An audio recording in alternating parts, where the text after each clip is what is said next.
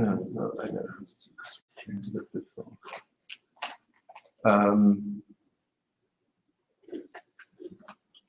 The sharing is, I'm sure here.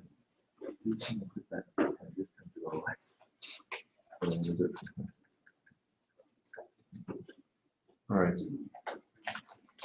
This is the new one, yes?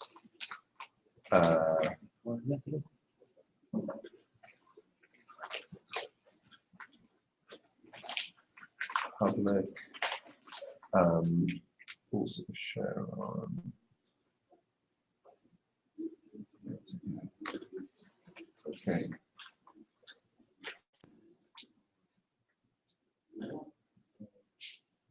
All right, I'm going to try. This is what I don't want to do. That's a third window.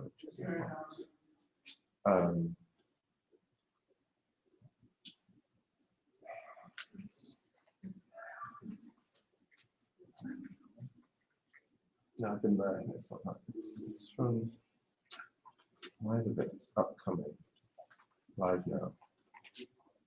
It's this one. Live control. Maybe I can do this, but there was a simple share. Yeah.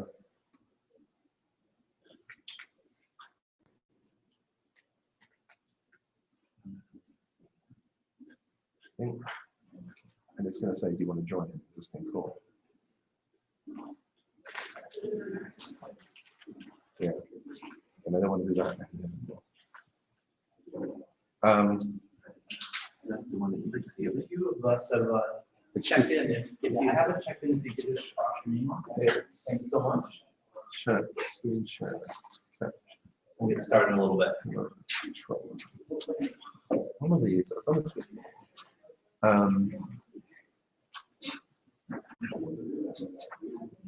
Okay.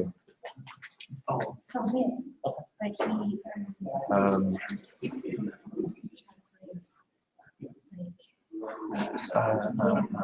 I saw one person. She sent it. No, that's adding person to the broadcast. It's not from here. It's God, it's, I know it. I've done this before. It's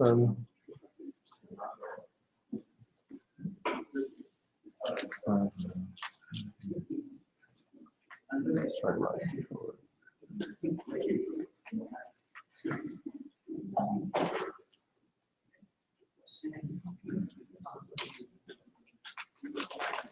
View.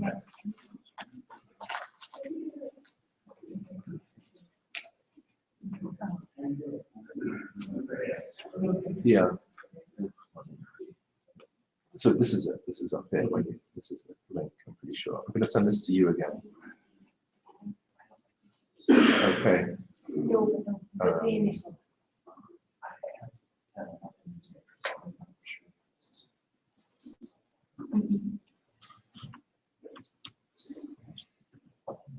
Right, have you got Vicky there?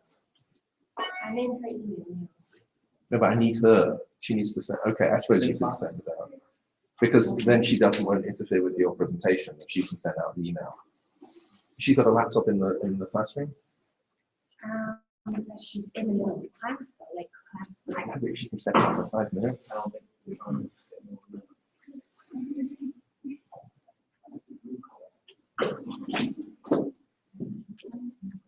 Is it working?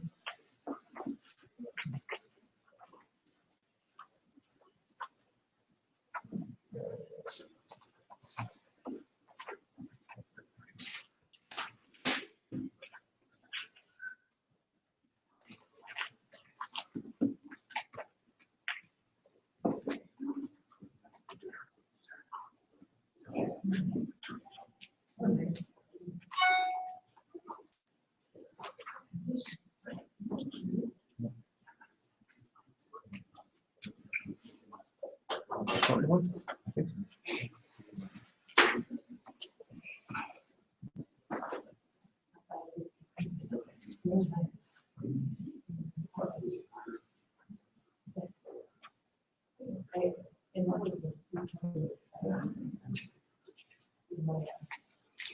It's not that one.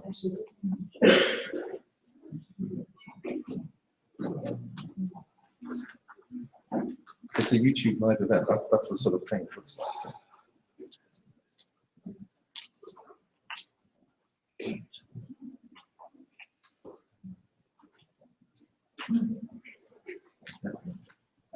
Okay, I'm not sure how you did that, but there you go.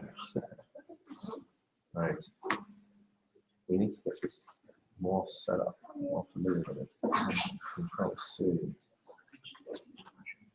Well, I have this now. That's working?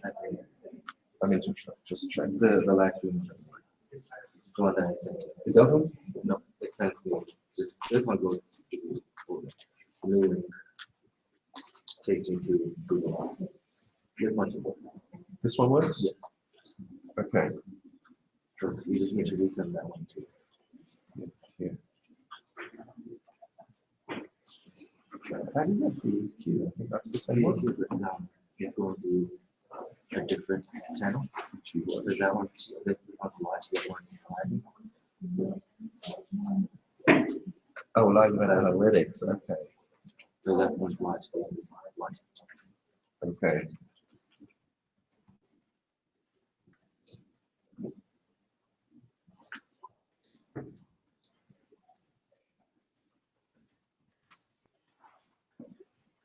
Okay, well, I'll send it to Grad CM as well.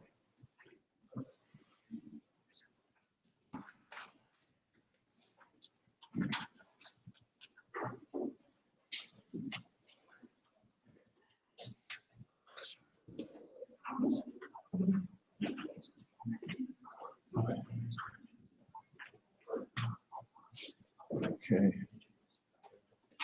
Okay, so I just sent you and Grad CM the link that we need to use to send out. Does she have a list of people who'd asked for it? Has she got 2 or 3 people who'd asked for the link?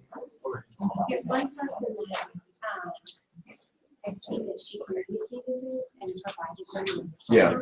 So I just But sent I you a think she new was link. doing it as they were contacting her. I think there's. Okay, so there's only 2 or 3 if we can, but if we need to start, we need to start. Yeah, we probably should. We don't have another laptop here. Okay, maybe you could just go and ask Alessia to do it quickly on her laptop. Yeah? Which one? To play the video or to send the email to the people who are waiting to see it. Right. So thank you all. We're small technical difficulties, so if we have just one, Yeah, you one or get 2 going. more minutes, we'll get started. But thank you all for coming out tonight. We have a great presentation. Andrea is actually going to see us a little bit, but I just want to give a quick introduction. My name is Jeff Massey, grad program specialist, and so I'll be kind of addressing some of the nitty-gritty parts of the presentation tonight about the degrees, application process, and things like that. But we have some great faculty here tonight that are here to talk to you about the programs, about UMass Boston. And again, we're just really glad you came out. You know, we know the weather in the commute is really tough, so we want to both respect your time and give you, you know, the great thing is it's a smaller crowd, so you get more attention. So we can do a little bit more one-on-one and things like that. So I don't know if. Yeah. Okay. Yeah. So maybe this. And just go and ask Alessia. Go on to use her laptop. And I've sent it to your personal email. Okay. The link. Okay, thanks.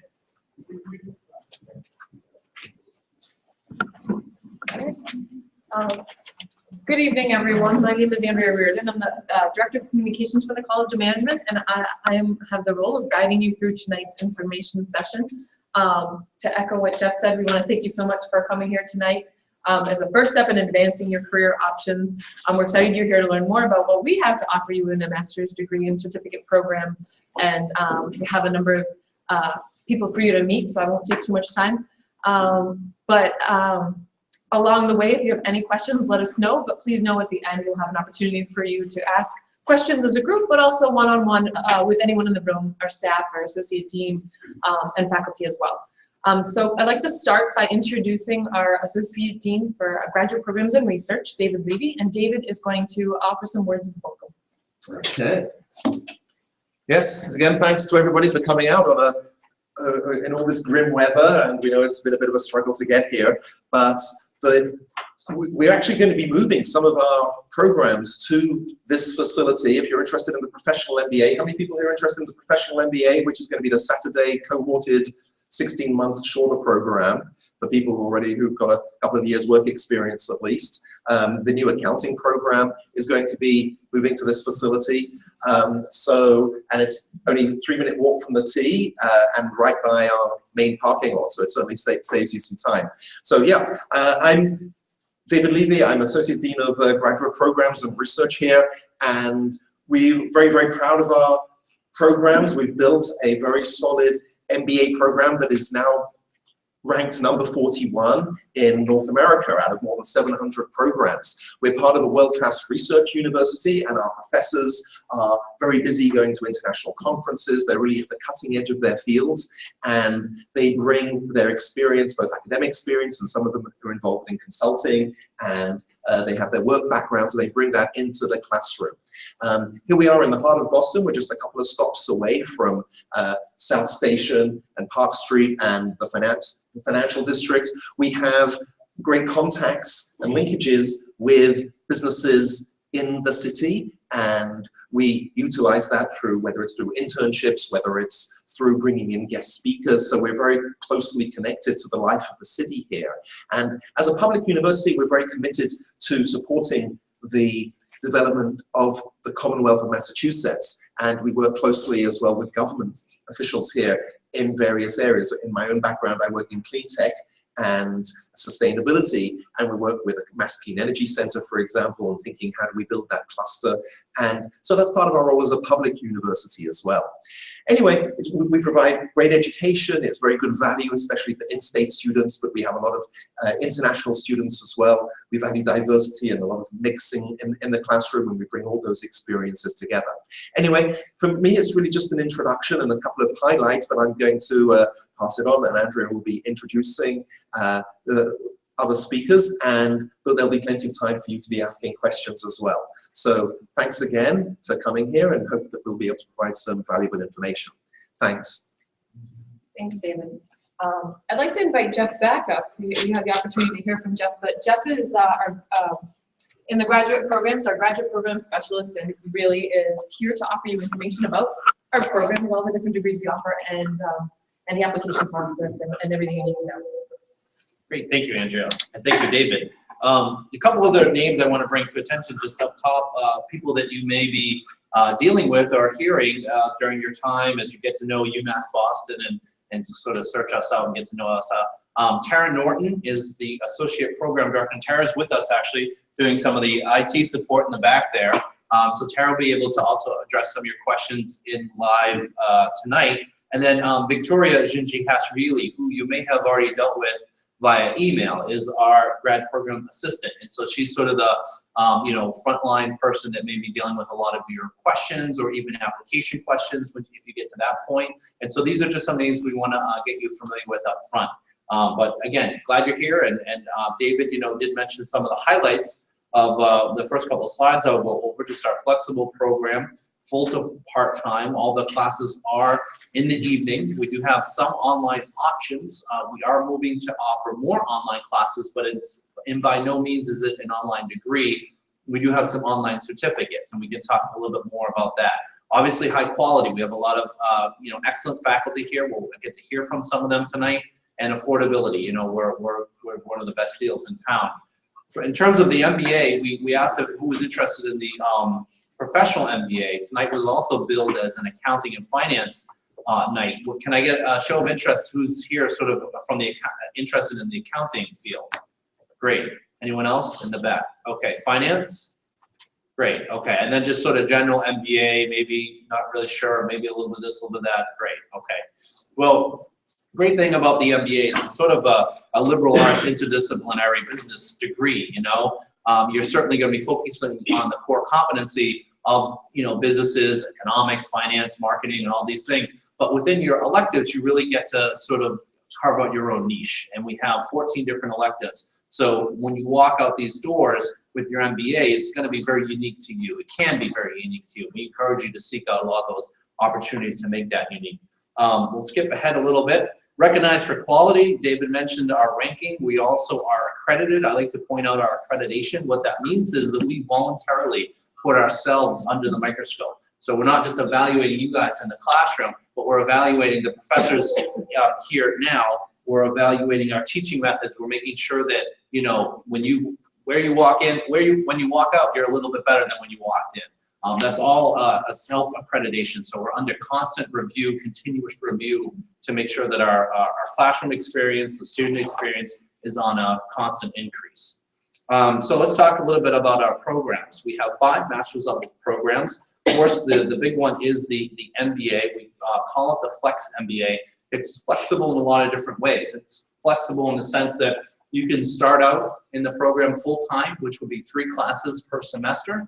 And then your second semester say, actually, I want to take, you know, fewer classes. You can move right down to 1 or 2 classes. Excuse me one moment while I just find the old button. I think that's maybe that. You can move down to 1 or 2 classes, and that doesn't put you in a different stream. That doesn't put you in a different set of classes. It's not a different program, the part-time MBA. It just means you're going at your own pace. So David mentioned the professional MBA that we are launching in the fall. That's going to be our first really dedicatedly cohorted business degree. And so those students will all start the program at the same time, move through the program at the same pace, and then they'll finish at the same time. The Flex MBA, or just sort of the regular MBA, you could be in class with the same person the whole way through if you guys are taking class at the same speed, or maybe every class you're with different classmates. And we'll talk a little bit about the diversity of the classroom, both in terms of age and you know, globally, nationality, work background, things like that. It's really dynamic. We also have our other degrees, which we'll talk a little bit about, accounting and finance specifically, those accounting and finance degrees. And then our Master of Information Technology and International Management, as well as a newly launched PhD. I say newly, it's been out a couple years now. We're getting ready actually to launch our 3rd track in information technology for the PhD program. So you can actually you know, apply right from your undergrad to the PhD program, but if you want to pursue master's level work, you can do that and then work on some, you know, publishing materials that would be good for your PhD application packet. And we have some certificate programs, which I'll mention as well. 2 of them are online, business intelligence, and then healthcare informatics. And then we have on-ground clean energy and marketing. And we'll circle back to those a little bit. As I mentioned, 14 different specializations with your MBA. And I kind of already mentioned, you know, you can customize that a little bit. The core classes, those are the classes that if you're coming to us and you don't have an academic business background, you took chemical engineering, you took poli-sci, you took English, you took whatever, but now you're an accountant, now you're in marketing. These are the sort of foundational courses that will bring you up to speed to get ready to take the rest of your electives, and that's really where you can customize your degree. Again, 14 different specializations. A lot of students will say that they want to do accounting and finance. It's some of our most popular specializations, but I always challenge them. I say, okay, but in what industry? Where do you want to do it? Certainly you can just enter the finance sector. There's plenty of jobs there and a lot of money to be made, but maybe you want to pair finance with nonprofit. That's really interesting. That makes you more appetizing for that specific industry, or entrepreneurship or environmental management. You can really make an interdisciplinary degree for yourself with the MBA. The professional, as David mentioned, and we kind of talked about a little bit, it's really for someone with, you know, about 2 years work experience and that you did have an undergraduate in business. Cohort-based, Saturday, 16 months, and then again, it would be happening in this facility here. So that's really the highlights of that. Actually, so that I'm not just a big talking head, why don't we break really quick? Any specific question on anything I've covered so far about the MBA versus the professional MBA? That's okay if there's no question. Right? Okay. Yeah. I have 30 years of investment management experience. I don't have a business degree. That's fine. Okay. That's fine. Yeah, that's fine. Yeah. And I'll talk a little bit about that when we get to sort of the class, the makeup of the class. Again, the MSA, I can touch briefly on it. There's another expert in the room, Professor Bandapadier, and I will ask him to talk a little bit more about this. But the MSA, the great thing about the MSA for those seeking it is we are certified level 1 with the with Massachusetts with the MS CPA. And so what that means is when you finish this prescribed set of classes, you're able to be licensed right away, sit for the exam, and once you pass all of the levels of the exam, you can be licensed right away. So it's a really great accreditation. Ben, do you have anything to add specifically on that? I always want to make sure I'm representing that correctly. Or No, that's exactly right. So okay. That's one of the features of the MSA program, that if you take if you graduate from the program with the prescribed curriculum that we have, and because of the level 1 certification that we have with the Mass CPA Society, you are automatically qualified to sit for the CPA exam, which is a big plus, because otherwise you have to have your transcripts evaluated by them. Okay. Since we have gone through this process of becoming level 1 certified, you don't actually have to do that. Great. Yeah, so they recognize that. That's right. Fast tracks you a little bit. Great. And then with the MSF degree, again, it's for those that are specifically targeting financial, a career in the finance industry. The great thing, we have a lot of different opportunities, and again, I'll talk a little bit more about later, but a lot of different opportunities that are actually geared towards students in the finance industry. And we are also sort of offering 2 new tracks for that. I want to make sure I got that right. That's investment track and then just sort of general finance track. Is that correct? Yes. Yeah. And if you the general track, if you want to think about the investment track, the general track is more sort of like a corporate finance track. Corporate finance. So yes, you can of course not specialize in any one of those 2 areas. Right. But if you choose, you can get onto the investment track or into the corporate track. Great. Yeah. So that's the MSF. And again, I didn't see a lot of interest in the MSIT. It is another degree that we have. We can circle back to that if there are questions. The newly revised MSIM, which is now incorporating a study abroad component. And then here are some of the opportunities that I wanted to mention. Is our Bloomberg Training Room, Master's Thesis Options, Student Managed Fund. These are all, they're all available. They are certainly geared towards students in the finance track. The Bloomberg Training Room, I refer to it as the lab for the finance students. It's where you get to go in, you get to deal with some real money, make real investment, decisions, and hopefully they all pan out. But it's a lab in the sense of, if you lose the money, it's not your money, it's not your customer's money, But Vando can actually, and I'm sorry to put you on the spot again, but Vando can speak to that. They've been performing better than the market, I believe, right? Yes. Over the last few semesters. Yes. So yeah, sure. So yes, that's one of the additional opportunities that you have if you come to one of our programs. Then the Bloomberg Training Room is available to everybody. To everyone, right? But you're right. One of the main uses of the Bloomberg terminals that we have is we have our own student managed fund. We actually have 3 funds going together all at the same time. Right. We have about $250,000 all together. Put together, we have $250,000 that we are managing. The students are managing, and that's an additional opportunity that you have if you're in the master's program. That actually is our capstone experience in our investment track, beginning in the fall semester. So yes, that's an additional opportunity and one of the attractiveness of coming to UMass Boston. Yeah. Yes. Thank you very much, and for clarifying that too. I think I twinned the 2 together. But the Bloomberg Training Room, you can go in there. That's something you can go in and on your own terms get Bloomberg certified, which is the industry standard for financial trading and reporting. And then that gives you a leg up, on your resume. That's something you definitely want to list. Employers will see that, and they know that they're not going to waste a day or a week sitting you in a room getting you trained. You'll already have that training. And the Student Managed Fund is not just a club, it's actually a class, and so you'll get credit. And that's the experience I was talking about, where you get to make those investments and make real investment decisions there. The Master's Thesis Option is another optional thing that you can take on. All of these degrees are non-thesis masters, meaning you complete them just with coursework, just with the paper writing that's, for a normal course. But should you want to, you can undertake a significant body of research and produce a thesis. And that's what I was referring to earlier when I said, should you want to go on to PhD work, this would be something that would be excellent to include in as sort of a writing sample packet in your writing sample. It's definitely time, it requires your time more so than the regular degree. So we ask students, if you're thinking about that, to be serious and think about it early.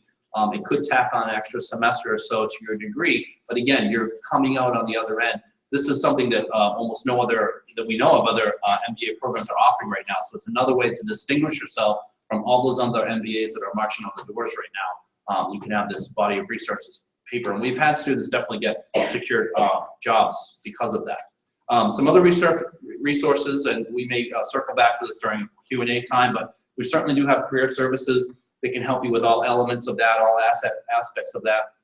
We have 2 career fairs per year. One is specifically accounting and finance, and then another is general across all industries and open to the entire university. Yes, you have a question? Yeah. Actually, I also interested in the MSIT.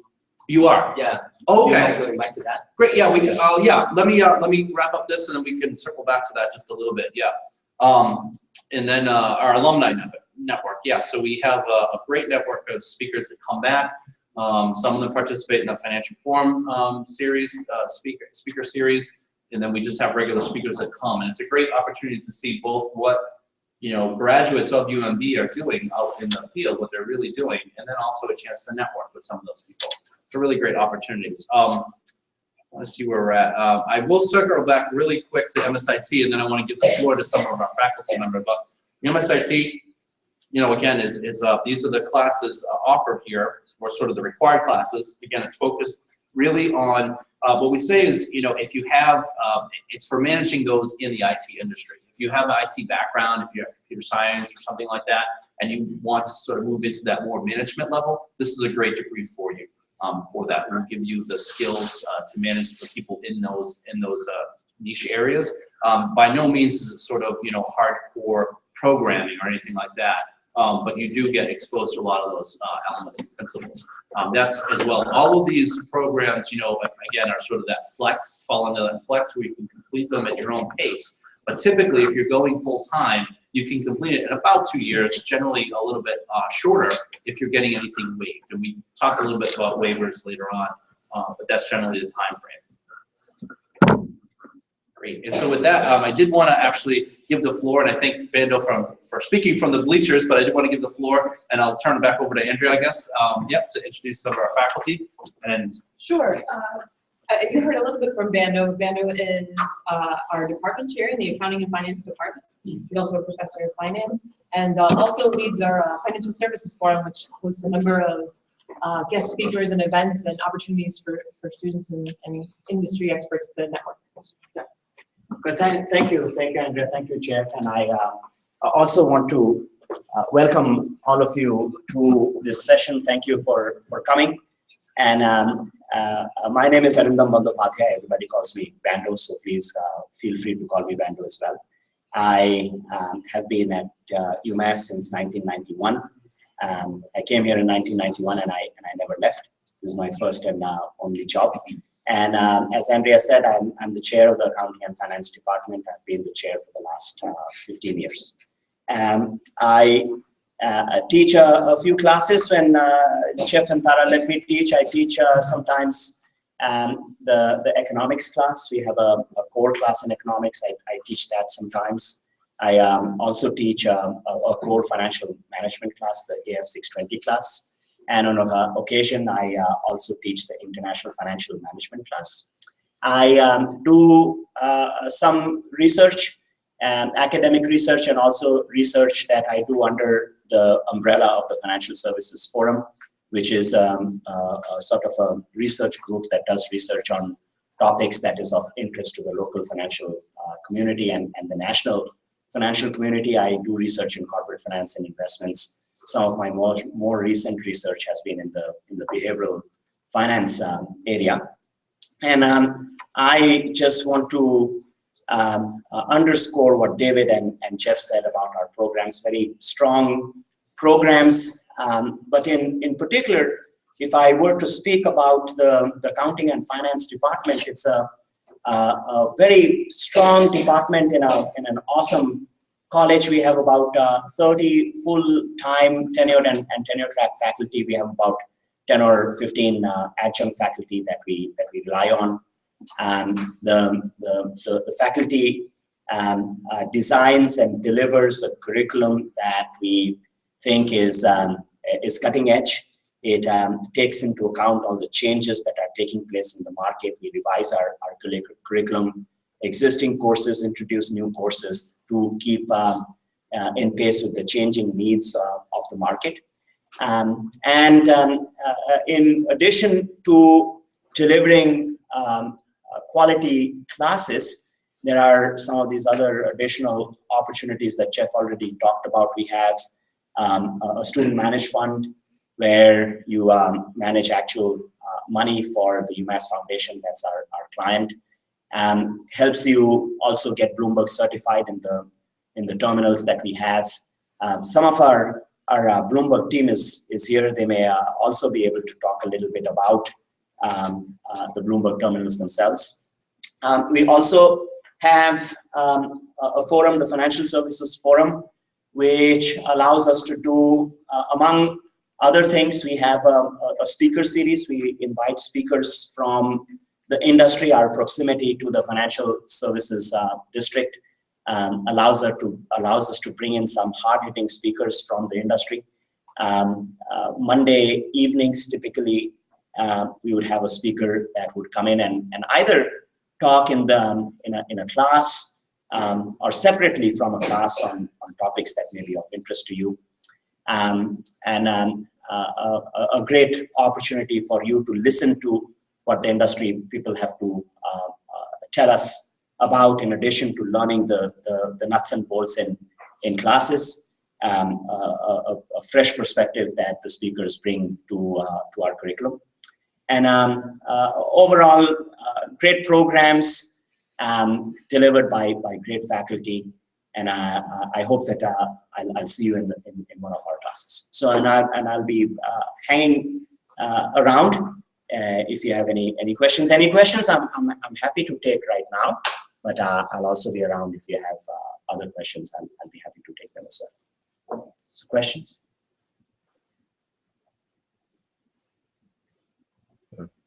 No? Yeah. Okay. 30 years of investment management experience. We'd like to see you in our graduate student managed fund. We'll benefit from your presence. Yes, yes. We have a lot of fun in that. We are on the 15th of May. No client stress. Say again? No client stress. We do have a client who keeps close eye on what we are doing, except that we're not constantly under the gun, and they're not looking at our performance on a weekly basis. So, but a lot of fun and a great experience. Thanks. Thank you. Thank you. And next I'd like to invite Professor Stefan Manning to come up. Stefan is a professor in the Management and Marketing Department, professor of management, and hopefully you can share some kind of what's happening within the department and some insight to the MBA, MSIM, and other specializations in the department. Thanks, Andrea, and thank you guys for coming here. I made some notes, as you see, and I can hardly read them, but that's my own problem. But actually, I want to shake this up a little bit and get you involved in some kind of interaction here. Actually, my first question, so maybe Andrea said, I'm one of the faculty members here, right? I teach strategy, international business, and all that. I will talk about this later. But actually, the first question I have is for you. Could you just give me, shout out your #1 reason for considering an application to UMass Boston? What's kind of your #1 thing? Be honest. Your #1 reason for considering this place. Career advancement. For considering this place versus other possible places. Money. Okay, here we go. Any other location? Currently at UMass. Good point. Any other arguments? Well, let me just pick the money and location thing. This is what, if I ask my own students, right, why they applied to UMass Boston, why they came, many would say, there's a cost factor here, right, and a convenience factor, right. So the location is great and it's easy to reach. But I tell you 2 more things that people don't necessarily think of, but they're true as well, right. So one is we just had this great talk by our dean earlier today, and he pointed out that actually UMass Boston ranks #1 among peers in terms of class size, right? So very small class size, which enables a very intimate discussion. You get to know students. You really can, address everybody's needs in terms of, you know, what do you want to learn, and so on. So class size is a huge thing. Also, it's not just cost, but great value for money. And this is particularly in terms of teaching quality.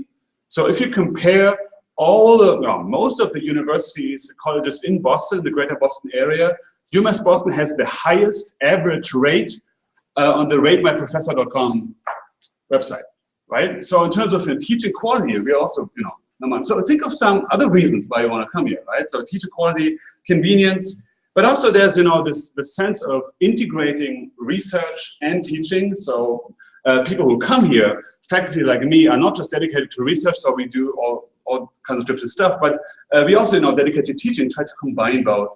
And I want to just point out two things, again, starting with the question. So all of you guys, once you graduate from this program, who wants to stay in the US and work in the US? Can you just show me some hands? Okay. Who of you is thinking about working abroad after graduate? Okay, one. Okay, and some are undecided, right? So, well, the truth is, you know, in reality, it's you know, most people, okay, you might have, you know, your home base, which is US or outside the US. In reality, however, you need to, in most jobs, travel around, work in international teams, and there's a fancy term for this. It's called brain circulation. And brain circulation means, you know, people move around in the world. Think of the faculty like me, like Bandu, right? So we're international scholars. We came from different places, came to UMass, but we travel around. So we gain experience, we learn from other cultures constantly, right? And this is what you want to learn as well in our program, and how to kind of navigate in international teams, how to work with partners in India, China, other places, right? How to also think about your own career as a temporary career. You will be in the US for some time, but maybe a few years you will be in Europe and Asia. How to navigate this, right? How to manage this. So this is one thing I think I emphasize in my classes. And the next question I have, the final question I promise, is who of you is thinking of becoming an entrepreneur or starting an entrepreneurial career after graduating versus working for a large organization? One, two, maybe. Okay, so the rest of you are thinking, well, it's maybe more secure, safer to work for large organizations. Well, you might be right and wrong at the same time.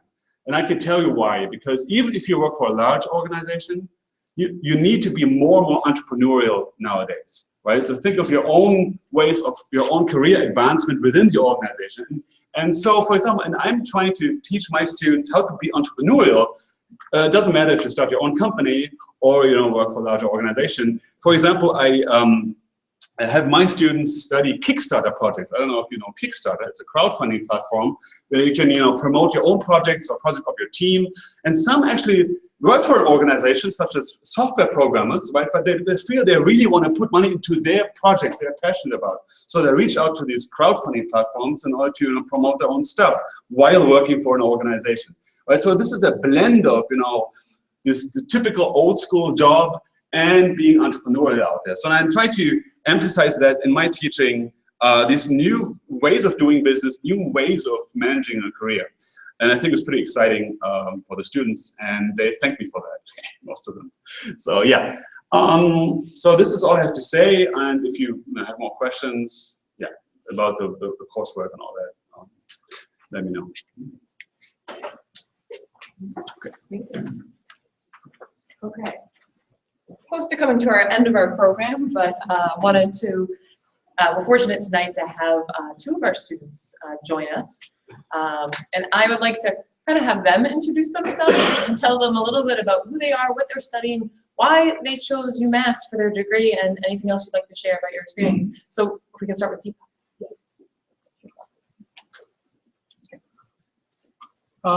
Hi everyone, my name is Deepak. I'm from India. I'm a double major in finance and information technology. I finished my MS Finance. I'm a master's student. I finished my MS Finance last fall, and I will be graduating in a Master of Science in Information Technology this spring.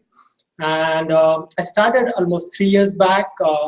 Before that, I worked around 6 to 7 years in India, mostly in finance and IT side of the business. I also worked for the State Street Bank. I worked for the Standard Chartered Bank. I worked for a couple of broking firms. So then I decided, you know, I was on a right career path in my life, and then why did I decided to stop stop working and start education? Because I wanted to have the global experience. I could have come to the US or gone to another country and start working, but I really wanted to have the cultural experience, because especially at UMass you meet students from all over the world. I meet people students from China, from Europe, from Africa, from Latin America, and in today's global world, you really need to know how to collaborate from the people from around the world, understand their culture, and and that really helps you to work with them. So that was the reason for me to come here. And after I came, I have been working, assisting professor. I've been assisting chair of information technology department in his research on big data, on social media, which is really hot nowadays and which has real value in market. If you go looking for a job, they look for skills in big data, in social media marketing. I'm also part of the student managed fund, as Professor Bander mentioned. I basically am part of the team where we go in the classroom, in undergrad and grad classrooms, and help the student understand what is the Bloomberg, what are the benefits of the Bloomberg terminal, how it can help them in their financial career. And also I'm part of the student managed fund. We, as a graduate student, we manage around $100,000 given by the university and different grants. And it's really hands-on experience when it comes to how because it's ultimately, as this gentleman said, that there is no client risk. So you manage the university money, but you have to be careful with the money, but there is no pressure on you. You get to learn on other people's money, and there is nothing like it, because you learn from those mistakes, and you don't lose money, and you can use that expertise in your own life or find a new job. So this 3 years, it has been an incredible journey for me. I get to learn so many things when it comes to information technology, when it comes to finance and accounting. And I really enjoyed my experience, in a diverse classroom with professors from around the world, students from around the world. So it's been really pleasure studying at UMass, and I hope you take a decision to come to UMass and study. And that's all I have to say about it. If you have any questions or any concerns, yeah. I have 2 questions for you. First one is, so you've been here for 3 years, you said? Yes. So how would you say your expectations or just your experience has changed over those 3 years? What have you learned about this institution that has made you an advocate for this school now? And second question, now that you're kind of like coming towards the end of your time here, what is career services and that side of things? How has that taken shape for you, or ways that you've been able to take advantage of connections through UMass? So to answer your first question, I mostly worked in India before coming here, so I didn't have the global perspective. Even if you live in US and you don't interact with with people from other countries, so this is what I experienced, that when for example, I started my internship last semester. I've been working as a project engineer for one of the small startups. So it really gave me good hands-on experience how to deal with. For example, we make softwares for the daycare centers, and that comes from we have clients who speak Chinese, who speak who are from Latin America, who are from the US. So it really gave me good sense of how to deal with different culture. But at the high side, you don't realize how you think like it's very easy to deal with people from different culture. But like even if you mention a small thing, it could be hurting to them. So I really learn, and that's why I advocate UMass Boston, and I also go around Boston. I go to like different meetups, events at Harvard, at BU, at Northeastern, and I realized that the student body is not as diverse in those schools as it is in the UMass Boston. And I think it's really one of the biggest advantage at UMass Boston. And the second thing you asked about the career. So I'm right now, already into my internship, and but it's very small company, and I don't think they will be offering me the full-time job. So in terms of my career expectation, I'm looking for to work in a IT side in a financial services industry. And career services have been very helpful, especially the student managed fund. We have speakers coming from the industry, different financial companies in the US. We have CFO of Bank of America, come every semester. So we get to network with all those peoples, and I can talk to them and share my expertise and my experience. And I hope to capitalize on that connection once I graduate from the school. Yeah. Thanks. Oh. Is there any other question? Yeah, sure. Did you get your internship through the VDC? No, I did not get it through the VDC, because VDC's jobs mostly on the marketing and the management side. This is what I found out. They are more on sales and marketing side, and I was looking more into the business analysis side. What's VDC? So VDC is a venture development center. This is an incubator that we have at UMass Boston, and it really helps small companies to have their own setups. You can meet the directors. They have sometimes seminar. You can go to them, connect with the entrepreneurs. They will also guide you how to go about. If you want to launch your own startup, you can go to them, meet them, and then they can guide you. I know so many students. Especially difficult for the international. There are definitely opportunities, but it's especially difficult for the international students because we need a work visa after we finish, and not many small companies offer it. So I know so many friends, especially we have this management class where I know so many American students who end up working for startups, because so many of them they have their own personal. For example, I am a student who was interested in music, so he wants to do career in music, but he also wants to support himself.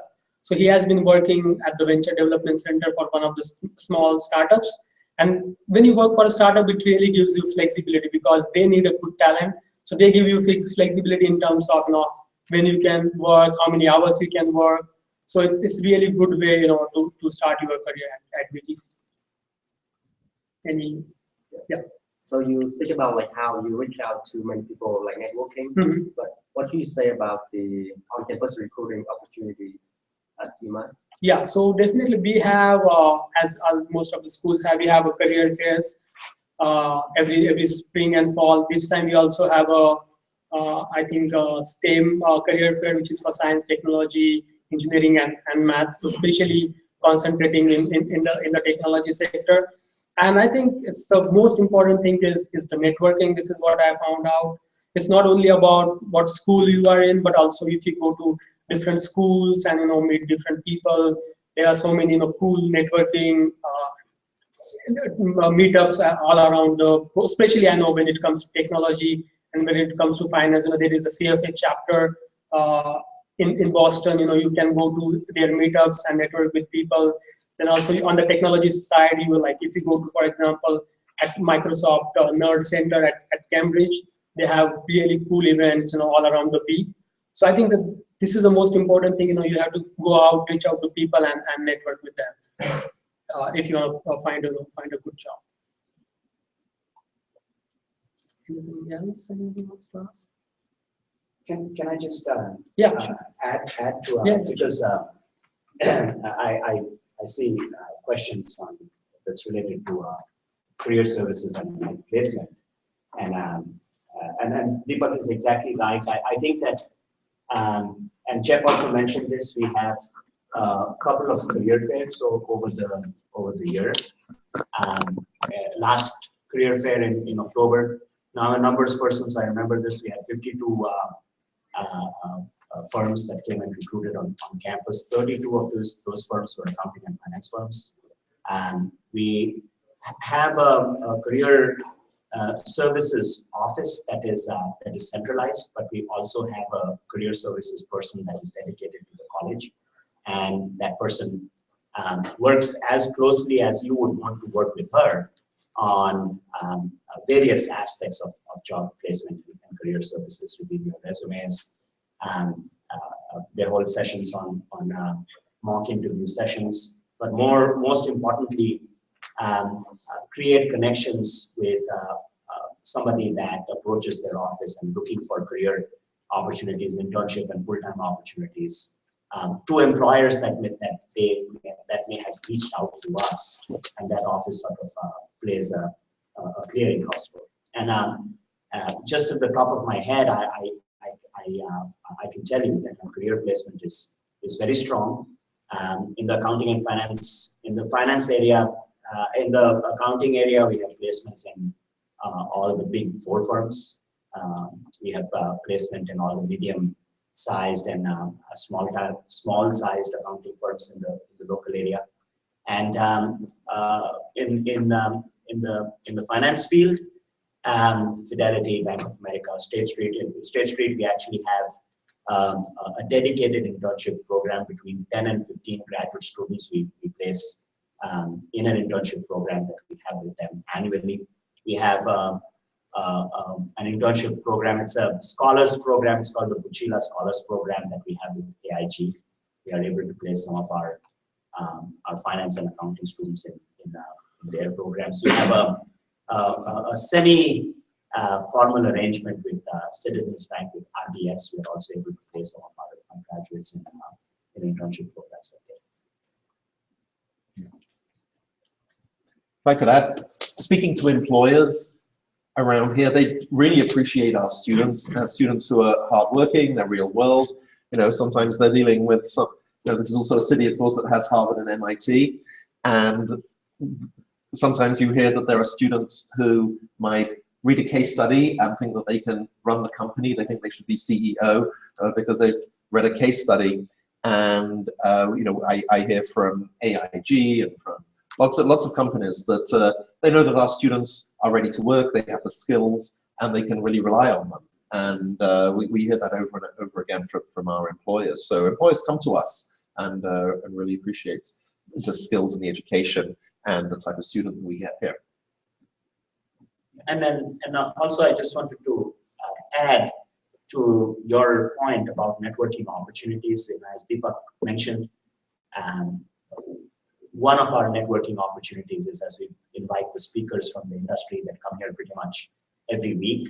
We organize, before they begin their session, we organize sort of a meet and greet with them so that you can come and you can chat with them on pretty much anything. And as Deepak says, hopefully you'll come under, somebody will pay attention to what you have to bring to them, and that becomes a great opportunity for you. Yeah, sure. Thank you so much. Yeah. Thank you, Deepak. And Marco, do the same. Tell us a little bit about yourself. Hello, everybody. How is everyone doing today? Good. Good. Great. My name is Marco Bellin, and I'm an MBA candidate from the College of Management, specializing in accounting and finance. I'm in my second semester, and this is actually coming back for me, as I was an exchange student here 5 years ago. The reason why I decided to come back to UMass Boston were a couple of them. I've been working across Europe between 2012 and 2014, and I was seeing that the market was looking for specialized figures, and I came from a background that was more general, as I did business and economics, and I realized that companies were looking for a clear concentration in candidates. And I thought also that was the perfect opportunity for me to take my career to the next level and go for my MBA plan that would have come sooner or later down the road. So I applied to 3 schools overall, and then I received an offer from all of them. But I never had a doubt in my mind that UMass was the place to be for me. First of all, because I had a previous experience here, so I was familiar with the environment. I knew what studying in Boston and within the UMass community was like. And also, there is a mixture of factors that makes UMass Boston a unique location to pursue your degree. First of all, as Professor Manning and the previous speakers mentioned earlier, you have a great trade-off in terms of opportunities and resources here. Just thinking about the Student Managed Fund and the Bloomberg certification, those are resources and opportunities that you wouldn't have at other institutions. I've been abroad quite a while, and I've studied also in Sweden and in Germany, and it didn't occur to me to find other institutions that had these resources. For instance, the Bloomberg Lab, it's a great tool available for students. They can get Bloomberg certified. And this is something that would cost you money outside school if you were to do that on your own. Also, I think as it came up earlier, UMass Boston offers great value for money. You have a great education for the dollar value that you put into it. And also, as Professor Manning correctly stated earlier, the class size is very important. When I used to study in Sweden, sometimes there were very big classes and there was no interaction or there was no direct relationship with the professors. And I felt that that impacted my learning experience, because having a smaller class size allows you to create a sort of relationship with your fellow classmates as well as with the faculty members.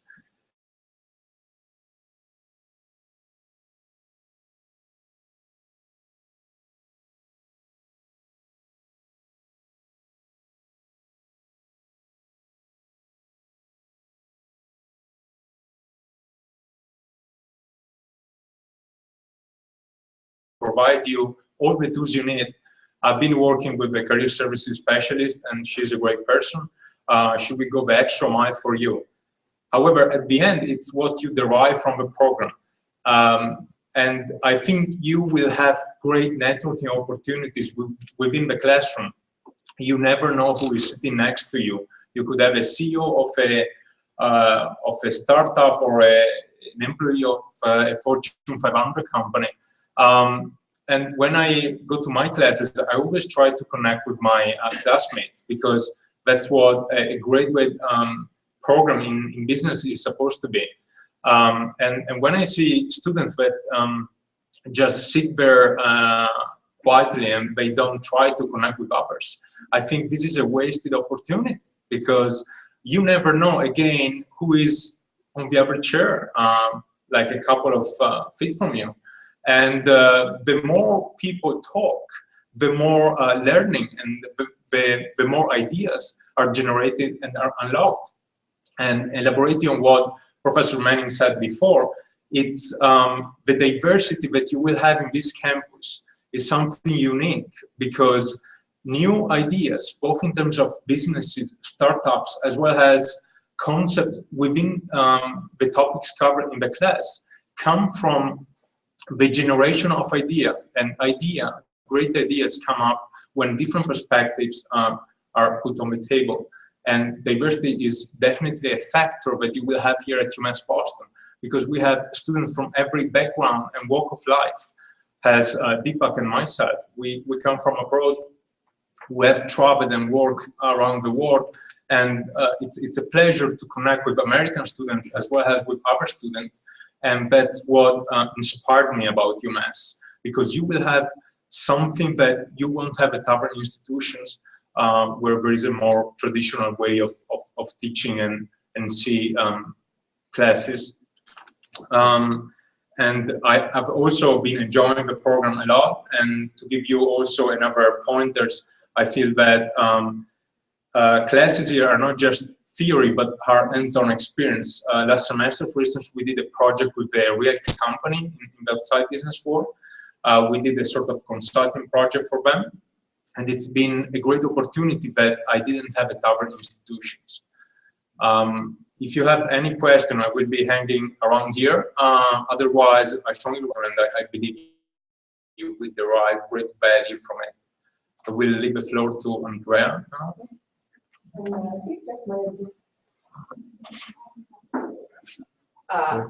Thank you. Thank you. I think we're coming to the end of our program. Jeff mentioned to me that he has a couple more things he wants to share, and then he's around to answer questions as well as anyone you heard from tonight. So I will turn it back over to Jeff, who will close us out. Thank you, Andrea. Thank you, everyone that has spoken so far. I really want to give a welcome, thank you to Deepak and to Marco. Thank you so much for your perspective. And we covered a lot of ground, I think, through the questions, and you've all had really great questions. So I do have some more slides, but I kind of just want to run through them a little bit and then get to your questions. We do have some information, obviously, about how to apply. Hopefully, we've inspired you to do so. And now you're ready to go home and start the application process. We do have a completely online application process. The only thing that you need to send us hard copies right now is your transcripts and, of course, your exam scores, but we get those digitally. We accept both the GMAT and the GRE impartially, so it doesn't matter if you've been looking at either one of those. We don't mind, whichever you're more comfortable with. The other recommendation folks usually ask us is after professional or academic. We like to see a mix, but honestly, if it's all professional, no problem. If it's all academic, no problem. Someone that can speak, to your abilities, your interest in, furthering your academic career, furthering your studies, and or your professionalism.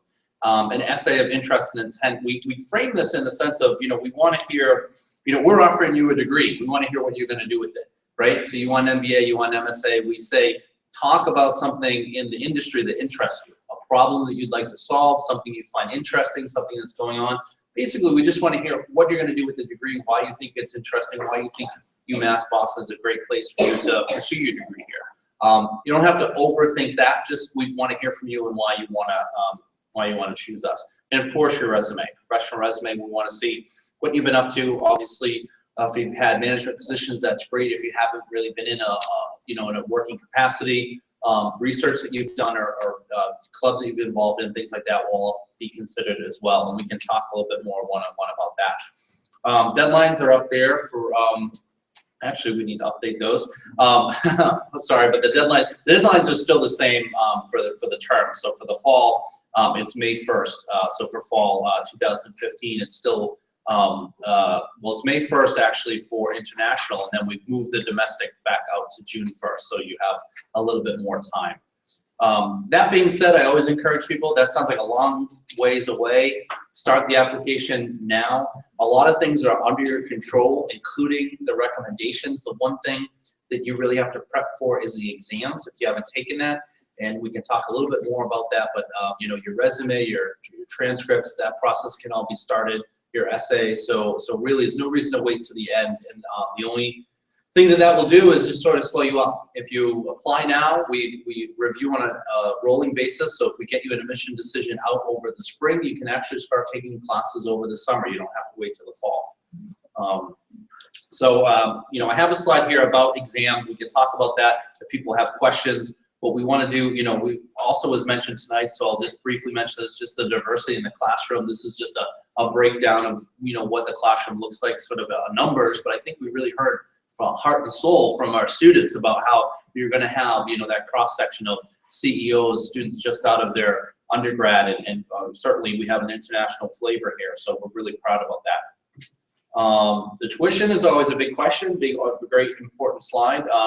We still think we're a great deal for in-state and out-of-state. If we look down the bottom part of the slide here, in-state, for the full MBA program, which we're actually slimming that down a little bit, but it's about 30 grants. That's all of the for the full 48 credits, and then for out-of-state, it's roughly double. So what that comes down to is per course is about 1,800 for in-state and about 3,600 for out-of-state. That's Rhode Island or India. We do have some assistantships available for those that are interested. What that looks like, you can see the sort of layout there. You'd work 4.5 hours a week, maybe for one of these respected gentlemen here in the room, doing a little bit, helping them with their research. You would get your tuition waived, a quarter of your education operations fee waived, and then a stipend and a percentage of healthcare. So I can answer some more specific question about that, but that's what the GA looks like. And then really, that's it. So at this point, you know, again, we covered a lot of ground tonight, both in the slides and in our presentation. So we want to open the floor up again for general questions. Anyone in the room, you know, directed to anyone in the room? Yeah. Hi. I mean, I thought it was all about the professional MBA. So I have You're interested in the questions. profession? Yep. Yeah, so I have, I mean, some That's fine. questions. We can address those now, yeah. So, well, I mean, basically, I'd like to know about the calendar schedule, because as far as I know, it's on Saturdays. Yes. But yeah, I'd like to know the hours schedule. Also, what's the percentage of online and presential? Because I guess, I mean, as far as I know, this is the first year. Yep, we're newly launching it in fall 2014. I may actually ask David to address some of these specifics. Yeah, thanks. And how many people are interested in the professional MBA? Quite a few hands going up. Good, that's great. So the professional MBA, we're launching it as a new program in the fall, primarily based on our existing courses, but with some new courses as well. And the idea is for people who've already been out there a few years to really get some skills that are and expertise right at the frontiers of management, whether it's on the technology and innovation side, whether it's on leadership and teams and other kinds of skills, but some exposure to the frontiers. And if you've got an undergrad in business education, then it's just 11 courses and you can waive most of the core, and it means that you're through it in 16 months. It's taking place in this facility, and the balance is, so for example, in the fall, we're planning 3 courses. 2 are hybrid, which will be meeting every other Saturday. So you'll be here every other Saturday from 9:30 till I think it's about 3:30. So it's 2 courses that meet one after the other, and then you have a week off where with some online content. So they're hybrid courses that are half here on ground, and then various exercises and learning and experiential things that you'll be doing online. But it's grounded here. You don't lose touch with the professors like sometimes we hear with online courses. You know who they are. You go through the stuff with them in class. And also one fully online class as well. So the first semester is going to be 2 hybrid courses and 1 fully online class, but with somebody who's very experienced with online classes. And that's the general plan, about half online, half on ground, every other Saturday. So if you have other family commitments, it's not every Saturday. And 16 months, so 4 semesters, fall, spring, summer, fall. So you start in the September, and then you're done by the December of the following year. So accelerated program, you can still keep working. We understand everybody's working, and the workload will be appropriate for that. So this is new for us. It's within the auspices of the existing MBA in terms of the overall requirements that you have to meet, but an innovative delivery format. Any other questions about that? So is the GMAT still required? Oh yeah, still require GMAT.